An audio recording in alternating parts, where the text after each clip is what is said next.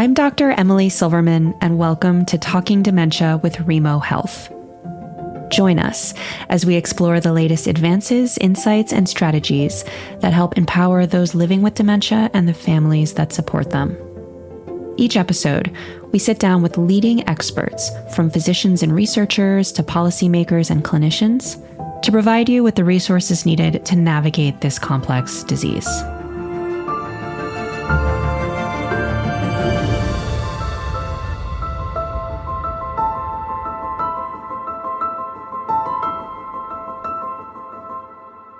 Today, we're speaking with Mary Osborne.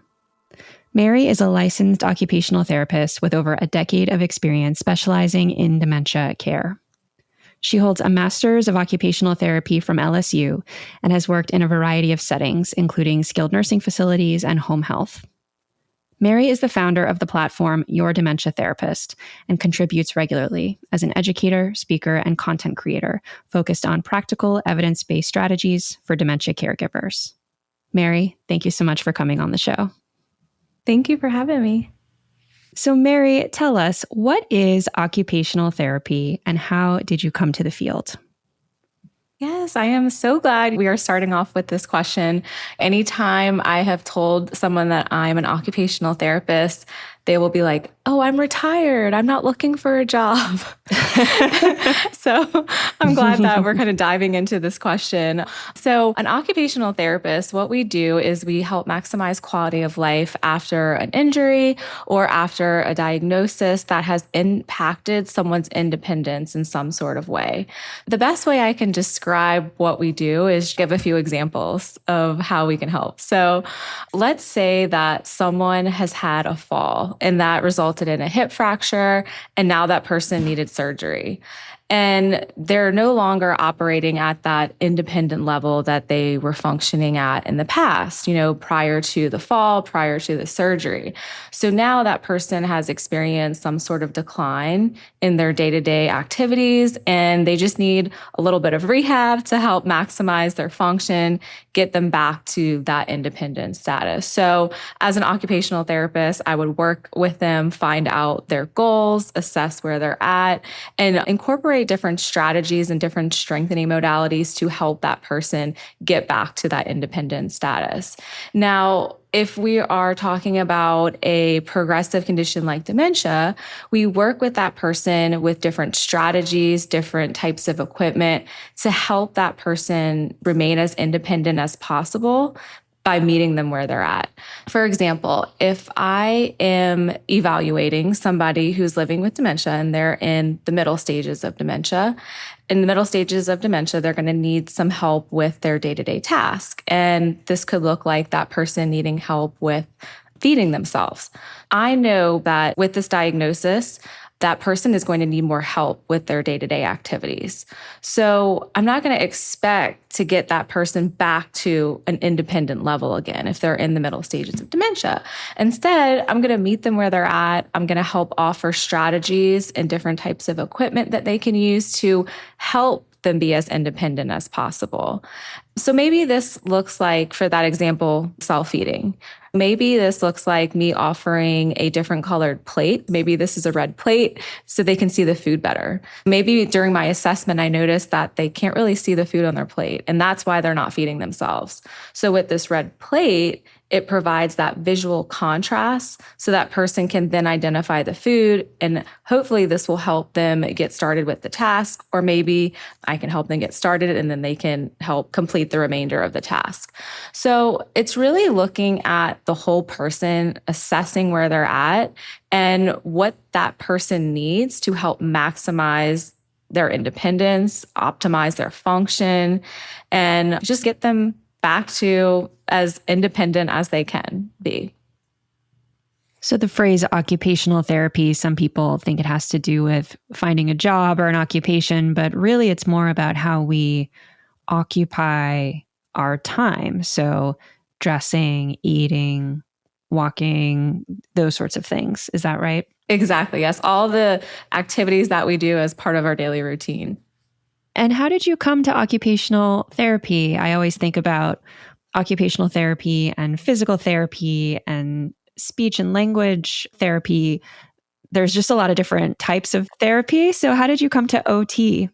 When I was doing my undergrad in kinesiology, everyone would talk about physical therapy and speech therapy. And then someone was like, oh, you should look into occupational therapy. It's so fun. It's so great. And I remember looking into it, and then I did some observation hours at a pediatric clinic. And when that happened, I was like, okay, maybe I should go into occupational therapy. I'll get my undergrad in kinesiology, and then I'll apply to grad school for occupational therapy.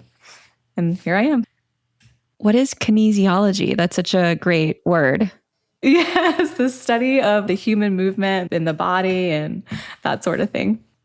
And what do you learn when you're studying kinesiology? I'm just really curious about that. You take all the different science classes is the best way I can describe it. You take like biology, chemistry. It's basically all the things that you would take if you were going to med school. Got it. So when we think about OT, often we think about people with orthopedic injuries, like maybe they've just had some kind of joint replacement surgery or something like that. And like you said, with dementia, it's really different because it's a progressive disease. It's not something that we're necessarily going to be cured of, unlike a knee injury, for example, where you can rehab and recover and get back to baseline. That's not the case with dementia. And like you said, often it's about meeting people where they're at. So is it common for occupational therapists to get involved in dementia care? And how did you get interested in this patient population? In one of my classes in OT school, we actually had these two OTs that came in and they were talking about dementia. They brought so many different activities. I just remember them bringing puzzles, they brought beads, they brought stuffed animals, and they were just talking about the difference that we can make in someone who's living with dementia's life. And in school, you get the framework, you get the education on everything, but this was before we had started clinical, so I really had no clinical experience with it. My first job out of school was actually at a skilled nursing community. And at the skilled nursing community, they had an area that was a memory care unit within the community. And that was really my first experience treating someone who was living with dementia. And I remember in that moment just connecting everything. And I was like, I remember whenever those two OTs came to our class, they were talking about dementia. And why this resonated with me was because I remember my first patient that I went to go see, I was like, hey, I'm Mary. I'm your occupational therapist. We're going to do some exercise today. And I remember that person pouring a juice on me. And I was like, what did I do? What did I say? What's going on? And I will never forget that moment because from that moment on, I was just like, well, maybe I didn't communicate in the way that I should have. What happened? So from that day, I remember connecting, okay, this is what those OTs came to class about. They were talking about dementia. And then I just started researching everything related to dementia. I remember going on YouTube, looking up Teepa Snow, going to all the continuing ed classes, and just really educating myself on everything to know about dementia in order to help with different communication strategies and different things that we could do to help individuals living with dementia. It was from that moment on to where I was just really curious. And I was like, I just want to help in the biggest way that I can. So in order to do that, I need to learn everything I can about dementia. I love that story because you could imagine a young occupational therapist going to a skilled nursing facility, encountering a patient with dementia, introducing themselves to the patient, and then the patient spills a juice box on them. And you can imagine them saying, this isn't for me. I'm going to go back to my patients with the knee replacement. But you chose to lean into that. You actually got curious about this person and why they poured the juice box on you. So tell me a little bit about why you leaned in and what exactly about that made you curious. It just seems like a wise or mature response to a situation that sounds like it may have been a little awkward. I just remember being in that memory care unit and I was like, I know that there's so much that I can do to help this person or to help these individuals living with dementia. And I just remember going home and thinking that. And then I just went on my computer and I was like, what do I need to know about dementia? It was just one of those moments. Maybe it was just a calling. Maybe in that moment, it was just God saying, hey, this is what you need to be doing. And so ever since then, that is what I did. My entire career has been working with older adults, skilled nursing communities, memory care communities, home health, and that sort of thing. So I was just really curious. And I just knew that there was a way that I could have communicated it better. And there was so much that I just didn't know that I wanted to figure it out. And I wanted to figure out what I could do to help and how I could be the best OT that I could be.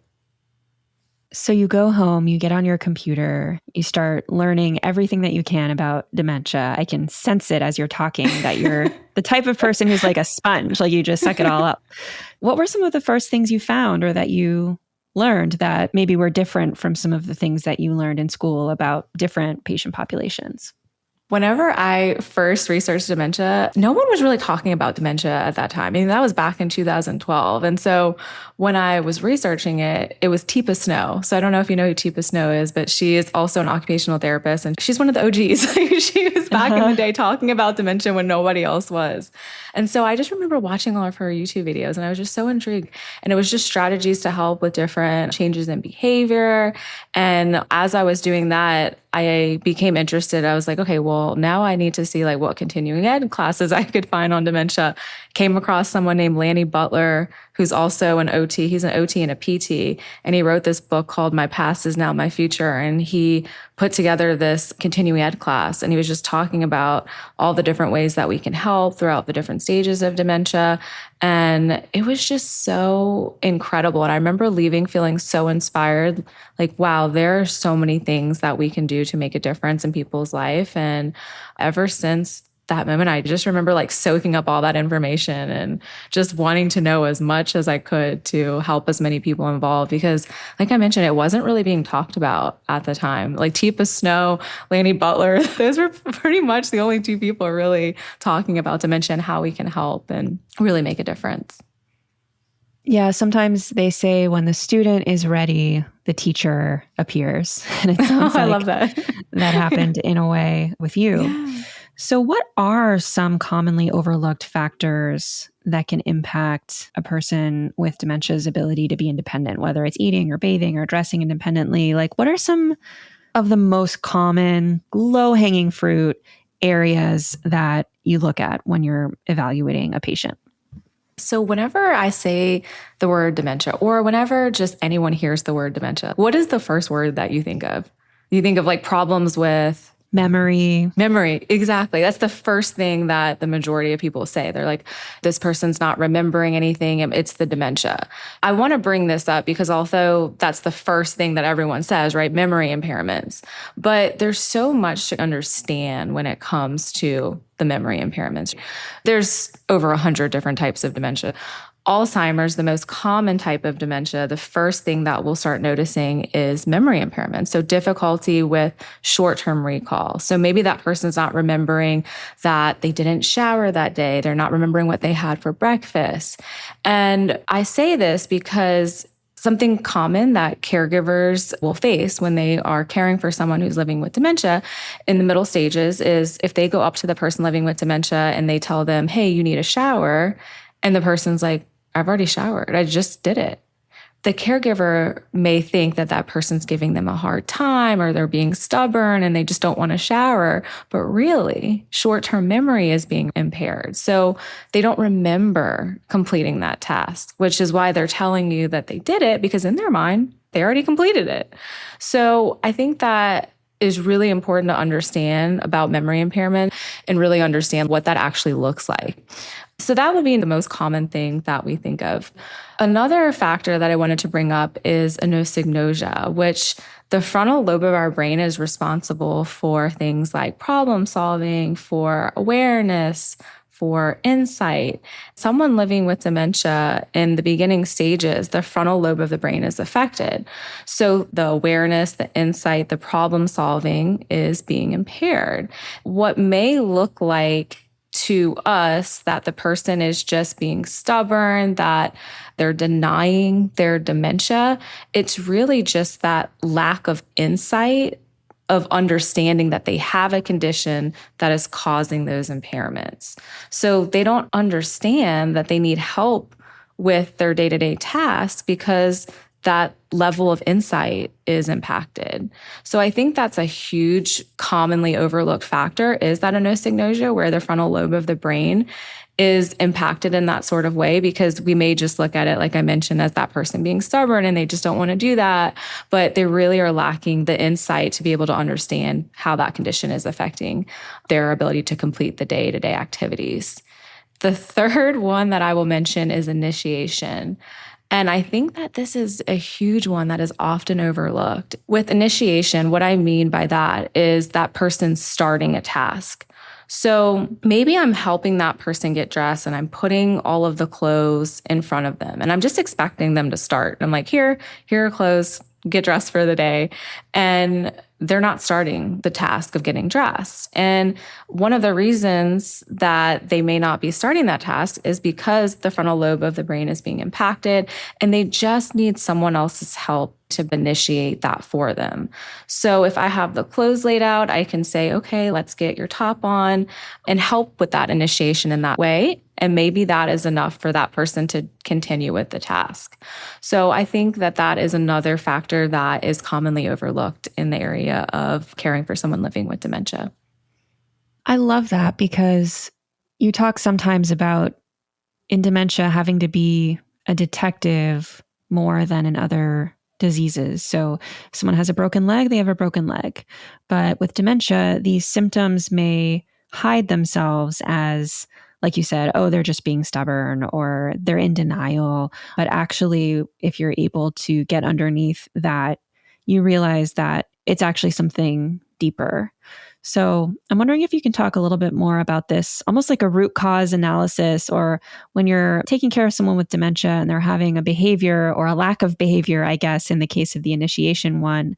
How do you think about curiosity? That word keeps coming up again and again, getting curious about it and then probing it in different ways to try to get underneath and figure out what's actually driving the behavior, whether it's a symptom or whether there's some other driver that we don't immediately see.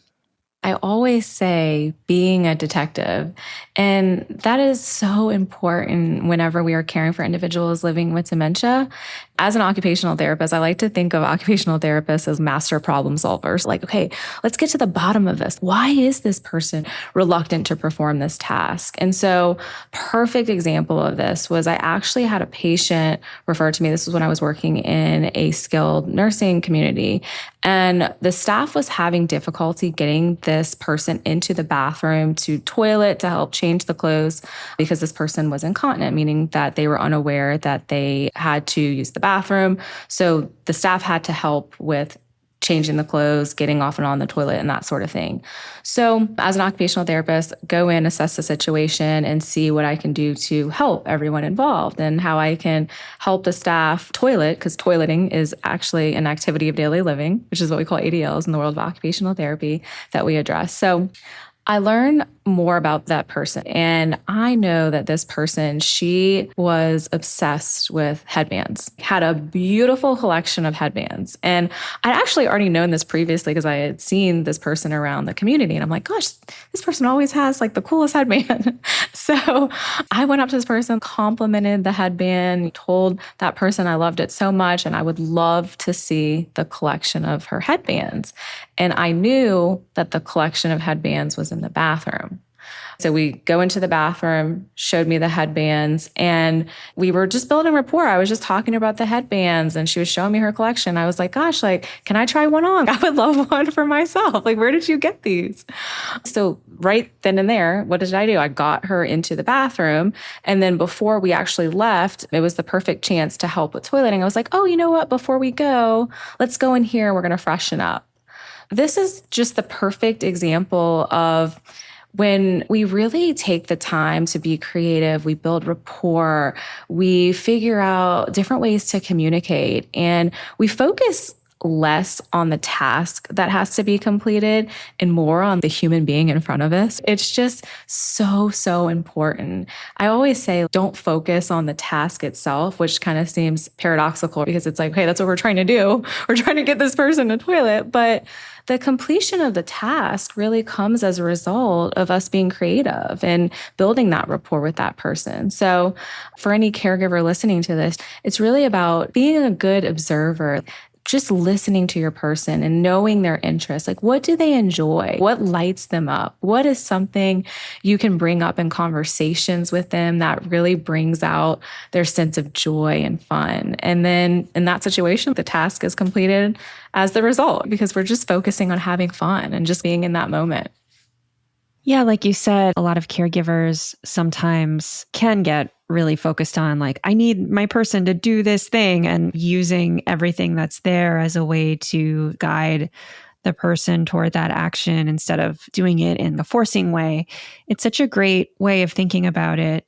And I wanted to talk a bit about your Calm Caregiver Toolkit, which you created to help support overwhelmed dementia caregivers. What are some of the tools or principles included in the toolkit, and how do you help use those tools to shift the mindset or the day-to-day experience of the caregiver toward this more creative and curious and holistic way of interacting with dementia patients?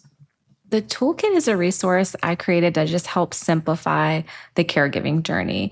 And it's intended for family caregivers. So a lot of what's inside of the toolkit actually came from my membership program that I've run the past 2 years.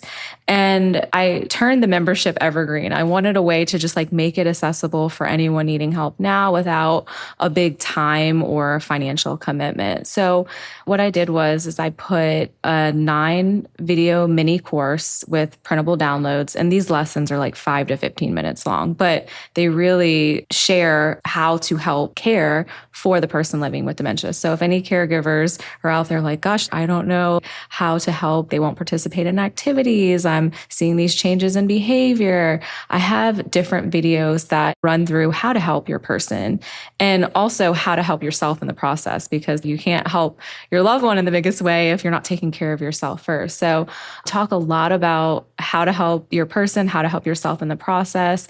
I have weekly coaching videos that are sent to their email every week that just talk about a different topic, anything that my caregivers had asked in the past whenever I was running the membership. So I just repurpose all those videos.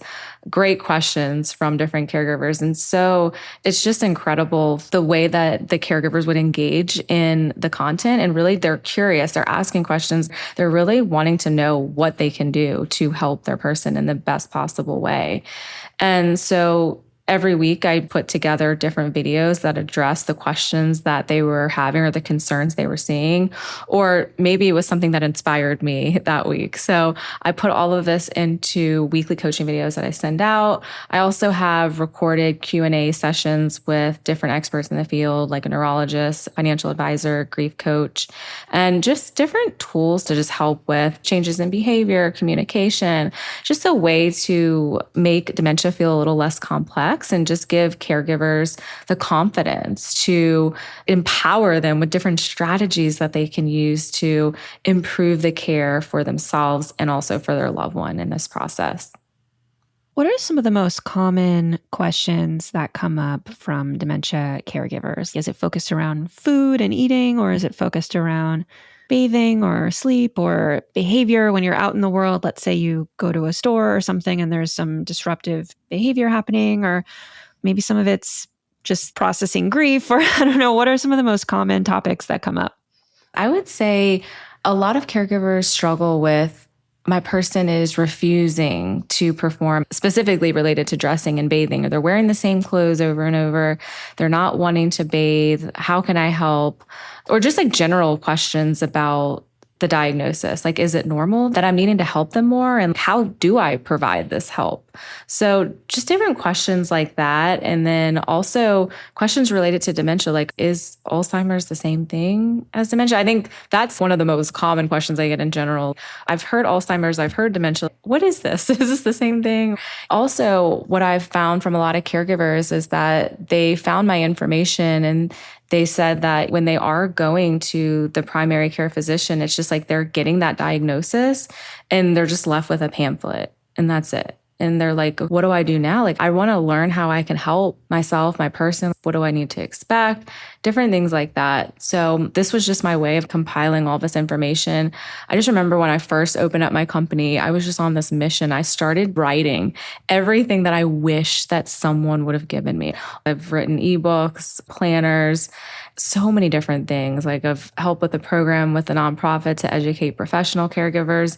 And throughout this entire process, I'm like, what do I wish I would have known at the beginning? What would have made my life easier? Because it took me over a decade of experience to learn everything that I'm teaching now. So I was in complete silence, just writing, just putting together all the information that people were asking, things that I wish that I would have known, and just compiling it all into one place. Wow, that's amazing. I'm sure it's such an amazing resource. One of the topics I wanted to touch on is, like you said, dementia is a progressive condition. And so taking care of someone with dementia, or even just living with dementia yourself, is often a process of continual adaptation. So the way that the person is behaving today may not be the way that they behave in 3 months or 6 months or 9 months, certainly not in 2 years or 5 years.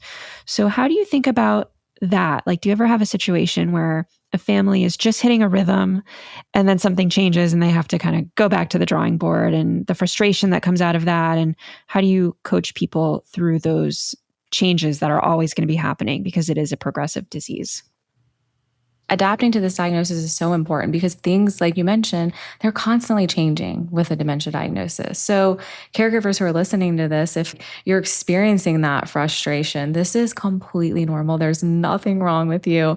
Changes in behavior are happening. And I think that one of the most important things that caregivers can do in this process is to just educate themselves on what this diagnosis looks like, what is happening in a dementia diagnosis, and just really understanding what should they know that is quote unquote normal for this diagnosis. Like, it's completely normal for the person living with dementia in the middle stages to be reluctant to perform certain tasks at times because, like you mentioned, their brain is changing. We are going to notice like the memory impairments, the problem solving, different things related to cognition, and we're going to have to help more. And so I think that this is just such a hard thing in general to just kind of wrap our minds around because we are expecting a different person to show up. We're expecting the person prior to the diagnosis. And when we're constantly having to adapt to these different changes, this is really, really difficult. And one of the biggest things that I can say is just educating yourself on dementia, understanding like what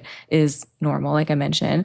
And the second thing, which is just as important as the education, is a support group or the therapist, someone around you that you feel safe with, that you can talk to about what you're going through, because what you're going through is really hard. And I think it's so important to normalize talking to a therapist, for example, sharing like what is difficult because they can help you through it. And also in a support group, these are just different groups that are intended for caregivers. They have different ones related to that specific type of dementia.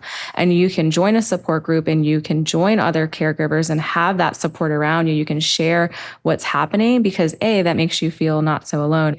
And then B, it's someone that you can talk to and share these things with. So you don't feel so isolated and alone through this process. And there are going to be a lot of situations to where you are having to navigate this diagnosis with your loved one. And it is a lot to adapt to, right? So if there is a specific recurring situation that is just driving you crazy and you're like, oh my gosh, this keeps happening, what can I do? So thinking about what can you do to help make the situation better, and just taking that first step, even if it doesn't seem like it's a big step. Maybe it's something as simple as like, okay, I just need to talk to a professional and just letting it all out. Maybe it's journaling. So you're getting everything that's in your head onto paper. I think that this is so important. So it's just not all up here, and you can just let that out, and you can take that first step toward figuring out what you can do to help change the things that are within your control. Because obviously with the diagnosis itself, we don't have any control over dementia, but there's so many other things that we can do to help. So I think it's a combination of education, surrounding yourself with the right people to share your experience and talk to, and then figuring out, is there something I can control within this certain situation that is happening, and just taking that first step. In addition to education and finding support in the form of a support group or a therapist or a family member or whoever that might be, do you offer any other ways of shifting mindsets or practical tools? Like, I'm just thinking about spirituality or mindfulness or concepts of surrender, or, all these different ways that we can get out of the anxious, I need to fix this right now, and embrace what is. And, you mentioned earlier that this work in some ways feels like a calling. And so it sounds like you might have some practices of your own, and just wondering if that's something that you have found plays into the way that families interact with the challenges of caring for a loved one with dementia. Definitely. So with the coaching videos, I blend neuroscience, spirituality, mindfulness, all of these different things that I have found helpful from my practice, from my own personal life. Human beings in general, we're constantly evolving. We're constantly figuring out what's working, what's not working. How can I show up as the best version of myself? So yeah, I incorporate a lot of that inside of the toolkit. I actually have a roadmap that the caregivers will start with.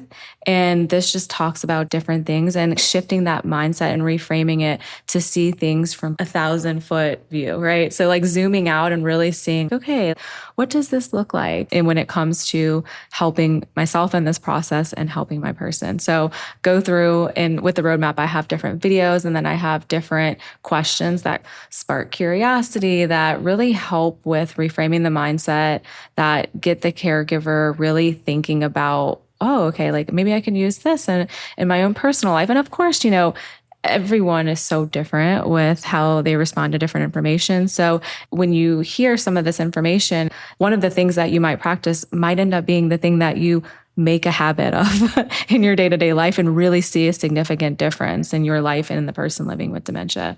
So there's so many different tools that I share in there that are really helping caregivers help themselves and their person. Well, it's amazing to see how much time and effort you have poured into this work ever since that juice box getting poured on you. It kind of launched you on this beautiful journey, and just the way that you voraciously read and consume and watch the YouTube videos and find your teachers and mentors. And then you take everything that you find and put it into these distillations, these practical toolkits and resources. It's such a gift. It's such a gift to the dementia community. And it's an honor to speak with you today. So I'm wondering if, in closing, if there's anything else you would like to share with our community, either about the OT lens or just something personal from you as they navigate their own journeys with their families. Thank you so much for having me. This was so incredible. I do want to share, since we're talking about the mindset tools, I actually want to share some powerful shifts that have really helped some people in my community. So is that okay if I share? Of course, please. Awesome. Okay. The one thing that I wish every caregiver knew is how much power they still have, even in the face of something like dementia, because everything with dementia, it can feel out of your control. You get this diagnosis and you're like, gosh, I have no control over this. Like, oh my gosh, what do I do? But everything that caregivers are doing, so everything that you're doing, you're a caregiver out there listening to this, your energy, your presence, it matters so much more than you'll ever know. And anytime you're questioning this too, because it could feel like you're not doing enough in this role. It could feel like, oh my gosh, like I should have done X, Y, and Z and I didn't do that. But I want you to really think back to when you thought you couldn't handle this and that you wouldn't be able to do this. And look at you, you're doing it. Look at all of the obstacles you overcame, everything that you thought you would never get through. You're getting through it and you're doing it. And you're just so much more powerful than you think. And you are just incredible. So that is something that I tell my caregivers all the time. I just think that they are just superheroes. And I wanted to leave with that. So know your power. And then 2, one of the biggest tools is the mind. the way that you speak to yourself matters. So we wanted to train it to work for you instead of against you. Something simple that you can do in the mornings is just affirmation. When you look in that mirror every morning, you can say something like, I know I'm facing something really difficult, but I'm getting through this with compassion, with grace, with love. And say it out loud because the brain will remember. And let yourself hear it and then make it a habit. Because the more that you speak these words to yourself, the more that you're going to believe it. So get into the habit of the way that you speak to yourself, because think about what a good friend would say to you. What would you tell a good friend who is going through a similar situation as you? Tell yourself those same words. It's so important. That would be number 2, the affirmations. And then another thing that I wanted to share was just at the end of the day, naming something that went well that day, even if the whole day felt hard. Because what that does is it helps shift the brain's focus, because as human beings, after a long day and maybe a lot happened that day, a lot went wrong, what do we think about? Everything that went wrong. It's like we have to make this conscious effort to pick out something that went well. So when we get into the habit of it, we start to notice more moments like that. And it really helps on a day-to-day basis with really acknowledging what's going well and really focusing on that. So then we see more moments of progress like that. And those are just some of the small, powerful mindset shifts, but don't try to do everything all at once. So start small. So maybe there's one of these things that really resonated with you that you're like, okay, I'm going to try it, because the brain loves consistency. So start with one thing and then just practice that, make it a habit, and start to see like a difference in your day-to-day life. Fabulous. Well, I think that's a wonderful note to end on, tapping into the power that we do have and focusing on those small wins. It's been such a pleasure to speak with you, Mary, occupational therapist, teacher, learner, caregiver. Really, really appreciate you coming on to Remo to speak with me today. Thank you so much for having me.